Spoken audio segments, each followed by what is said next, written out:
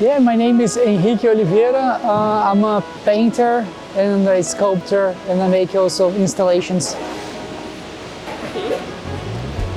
To be an artist, it's to be able to do what you want, is to be able not to have a job and be able to pay your bills.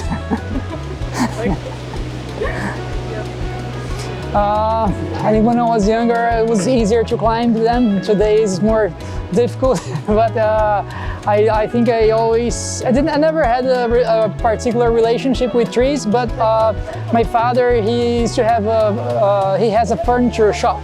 And when I was a kid, he would take me, he also had a carpentry, and he would take me there as a child. So I would smell the wood and I was kind of familiar with that environment. But my connection with art came through painting. So it was just later on that I started working with wood, not necessarily with the subject of trees, but initially I was interested in plywood and as a surface, related to the idea of collage, painting, assemblage, and that made into the space as installations.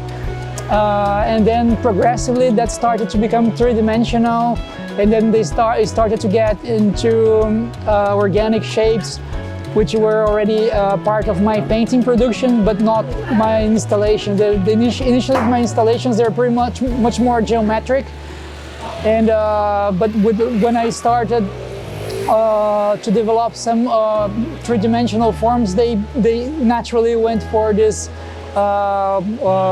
organic constructions, and then later on the form of roots and tree branches. That's something relatively newer in my production. Okay.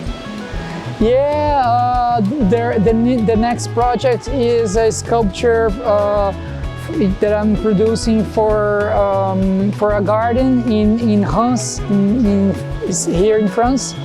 That's the next stop. I think the opening is October. And it's going to be a permanent piece in the garden. Smaller than this, but still like quite a good size.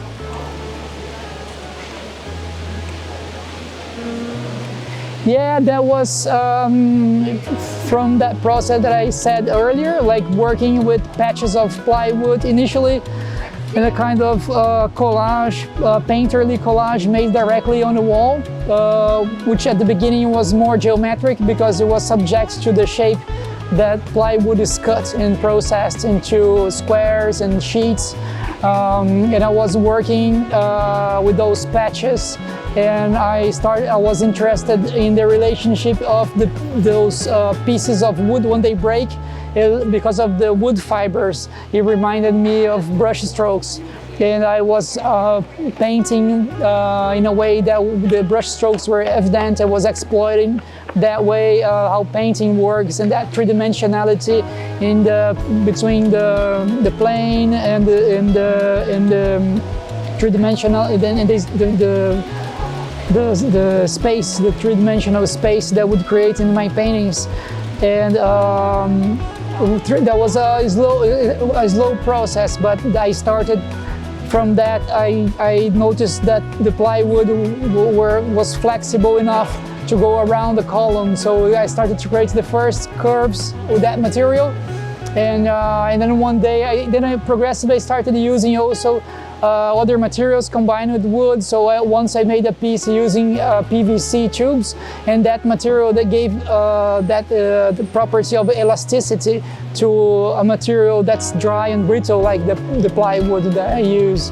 But today I use different mediums. Of course, the wooden installations that are better known in my production, but I also have a whole production of oil on paper mache and acrylic on canvas, and in smaller sculptures made of wood, sometimes made of metal or foam or plastic, different things. Yeah. Yeah, though I have something funny that happened here this time is that it's not the first time. Usually I get invited to a show in a place, I go there, see the place for the first time, sometimes do a site visit or not, but I go and make the work for that place.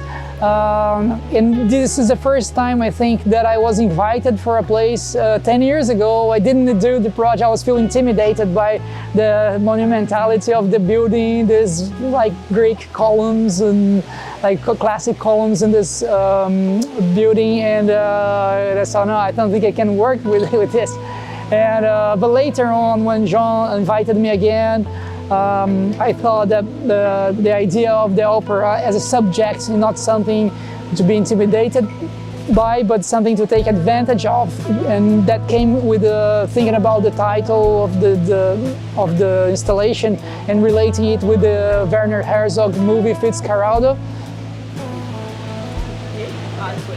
Yeah, I think in my earlier installations it was more evident when I would create things that reminded, like I think the idea of the plywood is a material that's made out of layers, and I would layer them in a process similar to a painting, but it also had a feeling of a flash, especially because there is a particular kind of plywood that's very found in Brazil. That's it comes from the industry with a very strong pink as a material they use for protection.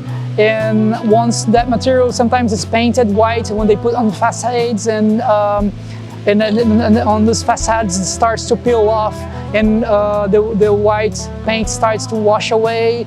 Then you have different tones and have fungus and have lots of informations like natural patina that gets into the wood, and I would build that as a kind of skin, especially in those bulbous formations that felt like a kind of flash or a fat that was pumping out of the wall.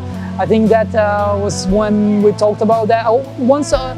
Very often also, sometimes I don't think about a specific subject, but someone seeing it comes, have a look, and then brings you an idea that you hadn't thought about. And it happened to me, a friend of mine, a curator, once saw one of my installations, one of the first ones that I made that you could enter inside. And so she suggested, oh, it feels like we are inside the body. And somehow it has a connection. Sometimes, especially the works that you walk inside, like people have they're always thinking about tunnels, caves, or inside the body, or it could be, or any a vein or any other organic space. Yeah, I think when the work is in a public space like here, that's not a space that's where people would expect to find art. Like, for example, if they enter in a museum, people already expect to find something weird, something different. Like there is the museum, the gallery space, somehow it muffles the experience, it is kind of softens the impact. But when it's in a public space, then people don't know exactly what's gonna be. So people they just have all ideas and like, well, what is it gonna be? Why is it like that? And there are different questions, different types of interactions. They're not just visitors, not that spectators. It's part of the city, of the everyday life. So it's completely different than showing a museum in a gallery. Yeah, I think there may be the Rococo. I think I remember once I made a painting that was on that subject. Particularly, it was a Fragonard painting that I made into a kind of color-filled painting, combine Rococo elements with simplified color-filled paint. It was quite like trying to mix water and oil. And as a teacher told me at the time, I was still in art school. I think that was the only time that I made a work directly about that subject. But I think the idea of Baroque in general, it's present in my work indirectly, because there's always a complexity in not all the works, but in some works in particular, there is a complexity of elements. And particularly in my paintings on canvas, there is always an idea of filling up all the spaces, and then even sometimes filling all the spaces you can get so many elements that it tends to get an homogeneous surface again. But I like to play with those limits, even with the idea of mixing different sensations. There are some of works that will also dialogue with the idea of Baroque because of the excess of elements that they have. There is a series of works where I recreate like a small texture of oil in pastel, like if you would look up close into an oil texture, and I would recreate that into large sculptural elements on a panel, like in the form of a picture. With several drops and blobs and brush strokes, but all made it three-dimensional and playing with the colors, textures, and the shape of the broken pieces of plywood, which give the whole picture an idea of dynamic and movement. There is not one. That depends on what aspect you are talking about. For example, the first work that I made using plywood as an installation, no one saw it except the students in the art school, but it was very important for me because it was a big step in the development of my work. There are other works that were important because they were seen by a lot of people, and that helped me to get invitations, and it was a big step in my career. For example, in the Palais de Tokyo in 2013, I had the opportunity to make an installation in a whole room that was there. They stayed there for 3 years, and so a lot of people saw that, and still people invite me today because they saw that work. And there are other works that were important for many different reasons, but there's another one that I made in 2009 in Brazil for the Mercosul Biennale on a facade of a Baroque building. Oh dear, the Baroque again. And I think that one is the one that I quite like. It was the first time I made a work in the public space, and there was a lot of interaction with the public, and it also was somehow it represented for me the return of that material, of that plywood to its original place, which was like the fencing construction sites they used for sheltering an abandoned space, which was the case of that building. But I love his work. I think he's a reference for me, and I love the way he was actively engaged into the environmental issues at an early moment when it was not so fashionable as today. But I don't see myself compared to him, because I think he he lived in the jungle, and he worked with woods that were taken from the destruction. I think I'm more like a painter, but I do installation, I do other works that go always back and forth the picture plane, and I think I use wood, and I understand there is a connection with the environmental issues, but that's not the only preoccupation of my work. I think my work goes a different way, and I don't consider myself an eco-artist because I don't know exactly what would it mean, but I think I understand that to make any work, you need to use resources, you need to use energy. I think to be a proper eco-artist, you just don't do anything, or maybe you do just a performance or something like that. You don't use any material, you don't fly, but it's very difficult today to do that. And I think I think in my work people can see the idea of recycling, of rebuilding the form of the trees, the form of the plant elements, and they can make that association. But I don't call myself that. Yeah, I think I think they were in Brazil. There were some of the pioneers that had they made art into they brought art into an idea of participation with the public, or they changed the relationship with the space, like art not something that you just see from outside, but also you are inside. I think that I have a lot in my work, like to be inside the artwork. But I think my work is very different from them in a way that they were pretty much based on geometric abstraction, which was one of the dominant